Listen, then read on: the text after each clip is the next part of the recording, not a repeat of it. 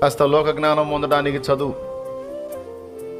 అయితే జీవితంలో పాస్ కావాల్సిన సంగతులు ఓన్లీ చదువు ఒక్కటే కాదు, చాలా ఉన్నాయి. జీవితంలో మనం పాస్ కావాల్సిన విషయాలు. కొంతమంది చదువుల్లో అన్నిట్లో ఫస్ట్ క్లాస్లో పాస్ అయ్యారు, కానీ జీవితంలో ఫెయిల్ అయిపోయారు. కొంతమంది ఎగ్జామ్స్లో ఫెయిల్ అయ్యారు, కానీ జీవితంలో పాస్ అయ్యారు. నేను చెప్తున్నా, పిల్లలారా భయపడొద్దు నాన్న.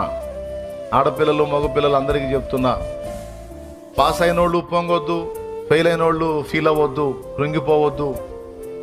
అలాగే పిల్లల్ని కన్నా తల్లిదండ్రులకు కూడా చెప్తున్నా, పిల్లల్ని టార్చర్ చేయొద్దు, పిల్లల్ని ఇబ్బందికరంగా మాట్లాడొద్దు. ఒకవేళ పిల్లలు ఏదైనా తప్పి ఉంటే, ఒకవేళ ఫెయిల్ అయి ఉంటే వాళ్ళని ఎంకరేజ్ చేయండి, ధైర్యపరచండి, వాళ్ళని ఆదరించండి. ఏం పర్వాలేదు బేట, మళ్ళీ రాదు, కానీ ఈసారి ఖచ్చితంగా నువ్వు జయం పొందుతావు.